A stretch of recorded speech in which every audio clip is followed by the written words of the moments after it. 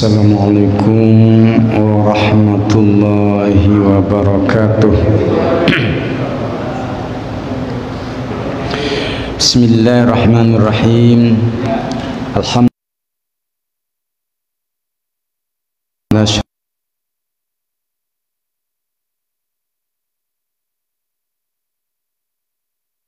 Qala rabbi syrah li sadri min lisan yafqahu qawli, amma ba'd. Bapak-bapak, ibu-ibu jamaah salat maghrib yang dirahmati Allah Subhanahu wa taala. Alhamdulillah, Allah Subhanahu dalam keadaan sehat walafiat, karena tadi pagi kok tiba-tiba ada yang nge-share ini Pinang Kencana sudah 19 kasus. Wallahu alam. Ada banyak yang sakit, kita bersehat walafiat. Semoga Allah terus berikan kita kesehatan, keafiatan dan kesempatan untuk senantiasa beribadah di rumah Allah yang mulia ini. Sallallahu alaihi wasallam. Allahumma salli ala sayyidina Muhammad wa ala ali sayyidina Muhammad wa ta'ala. Seperti biasa, malam Kamis kita lanjutkan mudzakarah kita tafsir juz amma, yang pada malam hari ini masih surah Abasa. Kita lanjutkan mendengarkan firman Allah Subhanahu wa taala. A'udzubillahi minasyaitonir rajim. Qutilal insanu ma akfarah. Qutilal insan ay lu'inal kuffar.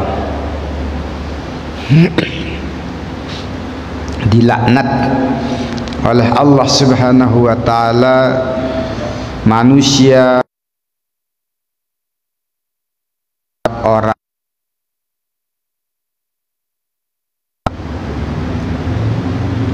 Dalam tafsir Al-Qurtubi disebutkan satu riwayat asbabun nuzul ayat ini ada bin Abi Lahab.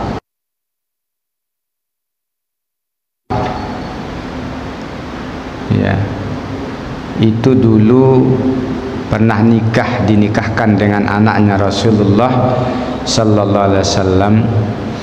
Tapi setelah itu dia murtad setelah turunnya surah An-Najm. Luar biasa Al-Qur'anul Karim, mukjizatnya ketika turun surah An-Najm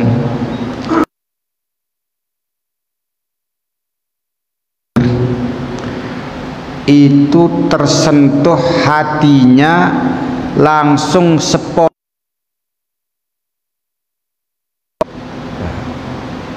Akhirnya katanya benci dengan Islam, tetapi kok malah sujud gitu.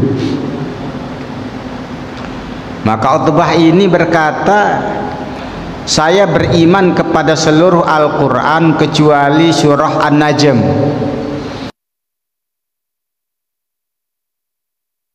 Maka turunlah ayat ini, Qutilal insanu ma akfar.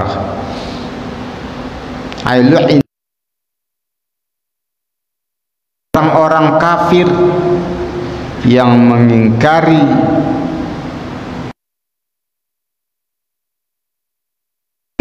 Rasulullah sallallahu alaihi wasallam, ma akfarah.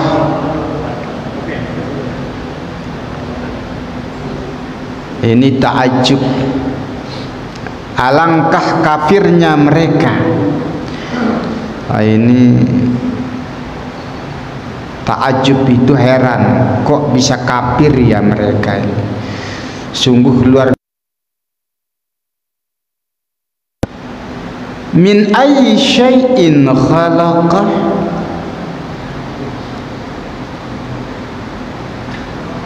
dari manakah, ayyi syai'in khalaqah, Allah subhanahu wa ta'ala menciptakan dirinya.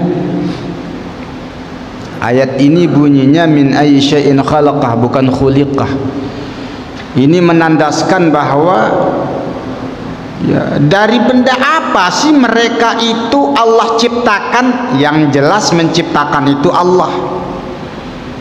Allah ingin menyatakan kepada orang-orang yang ingkar itu, kok bisa ingkar ya?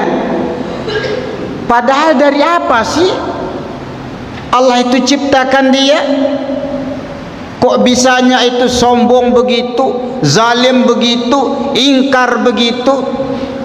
Karena Allah Subhanahu wa taala menyebutkan ya, innasyirka la zulmun azim. Karena kesyirikan itu adalah kezaliman yang paling besar. Kok bisa menyekutukan Allah? Kok bisa tidak taat kepada Allah? Iblis itu bukan syirik dia sebetulnya, bukan menyekutukan Allah. Dia percaya Allah esa. Cuma ketika disuruh sujud hormat kepada Adam, dia sombong. Kenapa sih dia tidak mau sujud? Nah, ini banyak yang kena. Kenapa tak mau menundukkan wajahnya? Kenapa tak mau nyungkur sujud salat? Ini kalau ada orang-orang yang tak salat, apa tak tahu dia dari mana dia diciptakan? Kok sombong kali nggak mau dia jidatnya itu menyentuh lantai? Min ayyi syai'in khalaqah, min nutfah, dari air mani. Katanya, karena itu Hasan Al-Basri mengatakan, ma yatakabbaru may yakhruju minal bauli marratan.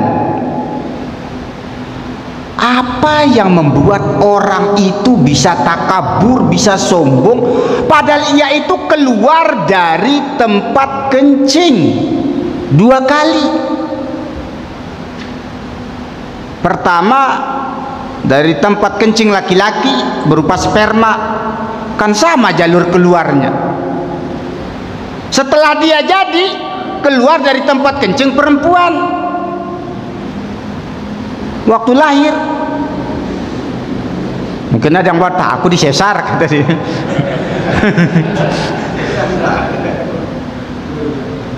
Allah Subhanahu wa ta'ala mengingatkan kepada kita, kenapa bisa ingkar kepada Allah? Kenapa tak mau sujud? Kenapa bisa sombong? Padahal kamu itu diciptakan dari air mani yang hina, yang keluar dari tempat kencing yang hina. Khalaqahu faqadarah. Khalaqa ay khalaqallahu iyahu. Allah Subhanahu wa ta'ala menciptakan dirinya, menciptakan dia manusia itu. Jadi kita ini nggak bisa tiba-tiba keluar sendiri. Kita ini diciptakan oleh Allah Subhanahu wa ta'ala. Faqaddarahu, lalu Allah Subhanahu wa ta'ala telah menentukannya. Ini banyak penjelasan tentang menentukannya ini. Ada yang mengatakan ketika di dalam rahim itu ditentukan bagaimana kakinya, tangannya, telinganya, sumbing ke, mau lahir cacat, mau lahir pincang.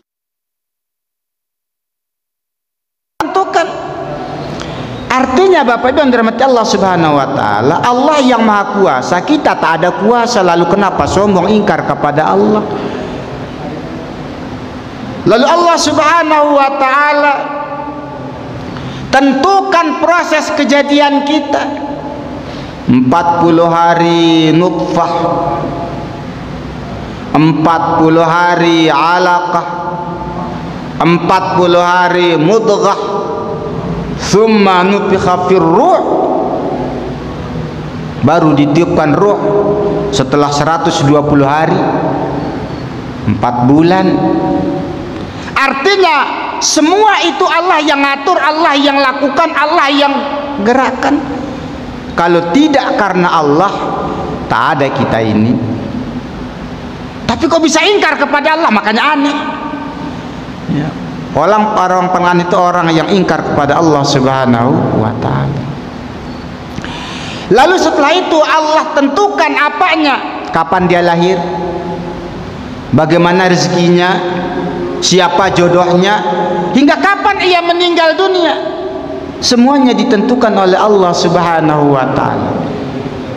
Nah ini kalau kita sadari, semua ini terjadi atas kudrah dan iradah Allah Subhanahu wa ta'ala. Maka kalau ada bapak ibu yang kebetulan hidungnya mancung, jangan sombong. Bukan pesanan, kalau pesan saya juga mungkin mau pesan, hidungnya mancung, kulitnya putih, tapi enggak, Allah yang tentukan. Maka enggak boleh kita sombongkan. Innallaha la yanzuru ila ajsamikum wala ila suwarikum walakin yanzuru ila qulubikum wa a'malikum. Jemaah yang dirahmati Allah Subhanahu wa ta'ala, ternyata semua ini telah ditentukan oleh Allah Subhanahu wa ta'ala. Tsumma sabila yassarah, kemudian jalannya manusia itu dimudahkan oleh Allah Subhanahu wa ta'ala. Jalan apa? Ay tariqi khurujihi min batni ummihi, jalan keluar dari perut ibunya dimudahkan oleh Allah Subhanahu wa ta'ala. Walaupun bayi itu besar, lubang tempat keluarnya kecil, tapi bisa, itu dimudahkan oleh Allah Subhanahu wa ta'ala. Dari zaman Nabi Adam hingga zaman Nabi Muhammad, hingga zaman kakek kita, nampaknya nggak ada orang sesar-sesar itu. Allah yang mudahkan. Saya teringat dulu ketika istri mau melahirkan anak pertama, belum melahirkan, mau melahirkan. Kata tetangga dan kawan-kawan, "Saib, ini kan istrimu ini baru pertama kali melahirkan, mau melahirkan." Iya, saya bilang. Balik kampung lah, sulit lo melahirkan pertama. Begitu ya, kita nggak ada pengalaman juga masalahnya kan. Ditakut-takuti, harus didampingi oleh ibu atau mertua, oleh bibi atau apalah gitu. Karena kami merantau kan, ya nggak ada saudara, nggak dapat. Diteleponlah ayah, bapak mertua saya. Apa jawab beliau? Nak, wanita itu kan memang diciptakan untuk melahirkan. Kenapa harus balik? Udah kalau melahirkan, melahirkan aja di situ. Dengan itu alhamdulillah istri saya yakin dan tak sulit. Alhamdulillah. Tsumma sabila yassarah. As-sabila ay tariqa khurujihi min batni ummihi, jalan keluar dari ibunya dimudahkan oleh Allah Subhanahu wa ta'ala.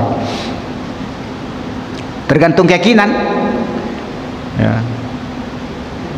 Alhamdulillah anak-anak kami lancar-lancar, sehingga mungkin dianggap oleh kawan, ini kalau susah melahirkan telepon Pak Saib.